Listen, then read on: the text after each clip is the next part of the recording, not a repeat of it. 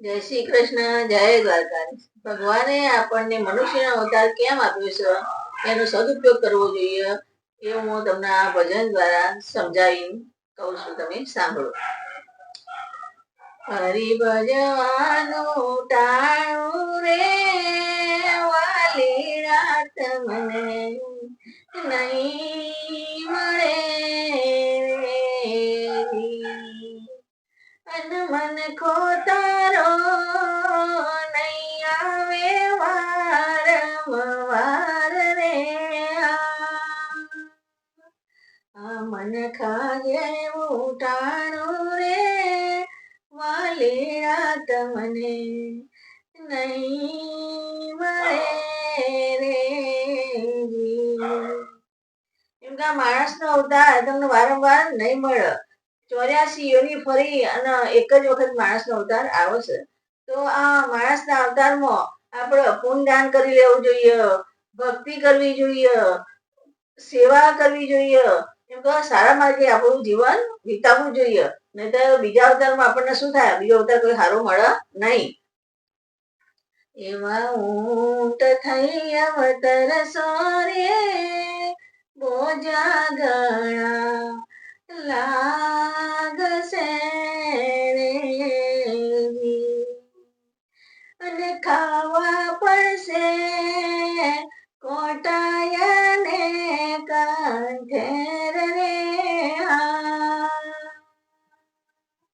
આ મન ખાજેવું ટાણું રે વાલીડા તમને નહીં મળે રે. એમ તો ઊંટનો અવતાર આવશે તો તમને વજન કેટલું પડવું પડે? ઊંટ લાદીને કેટલું બધી ગુણો હોય છે. એ વજન તમને એમ કે ખેંચીને હેડાશે નહીં તો તમારે એમ કે એ બધું ઉપાડવું પડશે એમ કે અને એ ખેંચવું પડશે, એટલું બધું વજન લઈને હેડવું પડશે તમારે. અને ખાવામાં એ તમને કોટા કંથે ને પોદળો ને એવું જ ખાવા મળશે એમ કે. તો એમ કે તમારા મનુષ્યનો અવતાર વારંવાર આવતો નહીં, એક જ વખત આવે છે તો તમે એમ કે સારી રીતે જીવી લો તો તમારો બીજો અવતાર પણ સારો મળે. નકર આવા બોજા ઉપાડવા પડશે. ઊંટના કેટલું બધું વજન ઉપાડવું પડે, એ બધા ઉપાડવા પડે અને ખાવામાં એવું બધું મળે એમ કે કઈ સારું મળે નહીં. અને બીજા પશુ પક્ષીમાં કે જીવજંતુમાં તમે કોઈ પુણ્યદાન કે એવું કઈ કરી શકશો?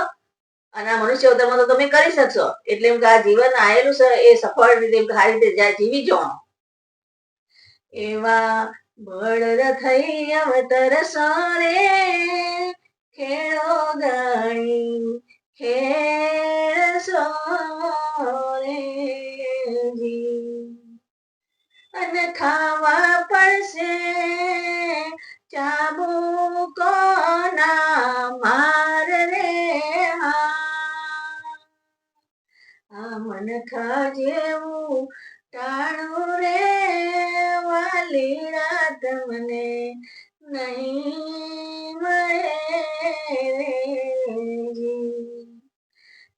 એમ તો બળદનો અવતાર આવશે તો બળદના અવતારમાં તમારે ખેતરમાં ખેડો કરી કરીને થાકી જશો તમે. ખેતર ખેડતા તમે ઉભા રહેશો તો તમારો જે માલિક હશે ને ખેતર તમે જે ખેડતો હશે માલિક એ તમને ચાબુકોના માર મારશે અને નહીં હેડાતું હોય ને તો હેડવાનું કહેશે તું હેડ અને ખેડ ખેતરી. એ તમારું દુઃખ જોણશે નહીં, તું થાક્યો છે એવું બળદ એમ કે થાક્યો છે એવું દુઃખ જોણશે નહીં અને ખેતર ખેડા જ જશે. અને કદાચ ગોચી ના ઘેર છો તો એ પણ તમારે ગોળી પીવી પડશે, ગોળ ગોળ ફરી ગોળી એ પીવી પડશે. એટલે આવા બધા અવતારમાં તમારે આવું બધું પડશે. એના કરતા માણસનો અવતાર આવે શું ખોટું? તો માણસનો અવતાર તમે સારી રીતે જીવી લો અને માણસના અવતારમાં પૂજન કરી લો, ભક્તિ કરી લો તો બીજો અવતાર તમારો સારો મળે. એવા ઝાડ થઈ અવતરશો રે કષ્ટો ગણી વેઠશો રે અને ખાવા પડશે કુહાડીના માર રે આ મન ખાજેવું ટાણું રે વાલીડા તમને નહીં મળે રે. ઝાડ થઈને જયારે તમે અવતરશો તો ઝાડનો જન્મ થશે તમારો તો ઝાડના શિયાળામાં કેટલી ઠંડી વેઠવી પડે, ઉનાળામાં અસહ્ય એટલી ગરમી જ વેઠવી પડે, તાપ એના ઉપર, એના પદરા ઉપર, એના ઉપર કેટલો બધો તાપ પડે આખા ઝાડ ઉપર. તો એ આપણો માણસ તો એક જગ્યાથી બીજી જગ્યાએ જઈને બેસી શકીએ, બરોબર. પણ ઝાડ તો બીજા જાય, બીજો સડો ક્યાં જાય, એને તો એક જગ્યાએ સ્થિર જ હોય. ચોમાસામાં એના ઉપર અંધાધાર વરસાદ વરસતો હોય, તો એને એના ઉપર કરા પડતા હોય ને તો એને વેઠવો પડે. એટલે કે આટલી બધી કષ્ટો પડે એના. પછી એના જાણે કાપવા કોઈ આવે તો કુહાડીથી ઘા મારીને કાપો, તો એને કેટલી અસહ્ય વેદના થતી છે કેજો. તો એમ કે આટલી બધી વેદના ભોગવવી પડે, એના કરતા માણસનો અવતાર શું ખોટો. માણસનો અવતાર તો મોઘો મહામૂલો માણસનો અવતાર કહેવાય. એટલે તમે સારા કર્મો કરો તો તમને માણસનો અવતાર મળે, નહીતર બધા જુદા જુદા 84 માં ભટકવું પડે. એવી વાગોળ થઈ અવતર સોરે, ઊંધા મસ્ત હજૂર સોરે, અને ખાવા પડશે ગુફાણોના માર રે. આ મનખા જેવું ટાણું રે, વાલીડા તમને નહીં મળે જી. અને ગોફેણોના ગોરા વાલીડા તમને વાગશે એક તો તમને વાઘોળનો અવતાર મળશે ને, તે વાઘોળમાં કેવું હોય કે બસ ઊંધા મસ્તક લડડા, એનું માથું નીચે હોય અને પગ ઉપર હોય, એવી રીતે લબડતી હોય, અને એમાં પાછો પગ ગોફેણથી આમ કરીને મારે તો એને કેવું વાગે.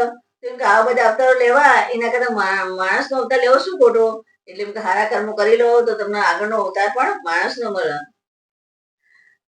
એવા ગુરુના પ્રતાપે રે જેઠી રામ બોલિયા રે, અને દેજો મને સંત ચરણમાં વાસ રે. આ મનખા જેવું ટાણું રે, વાલીડા તમને નહીં મળે રે. આ ભજન એવું કહેવા માંગે છે કે તમે માણસના અવતારમાં તમે પુણ્ય દાન કરી લો, ભક્તિ કરી લો, ભગવાન એટલા યાદ કરો કે બીજો જન્મ તમને ભગવાન સારું આપો. આ બધા ખોટી 84 માં ભટકવું ના પડે, તો પછી ભગવાનના ચરણમાં તમારો વાસ થાય. એવું આ ભજન તમને શીખવવા માંગે છે. અમારો વિડીયો તમને ગમ્યો હોય તો લાઈક કરજો, શેર કરજો, સબસ્ક્રાઈબ કરજો. જય દ્વારકાધીશ.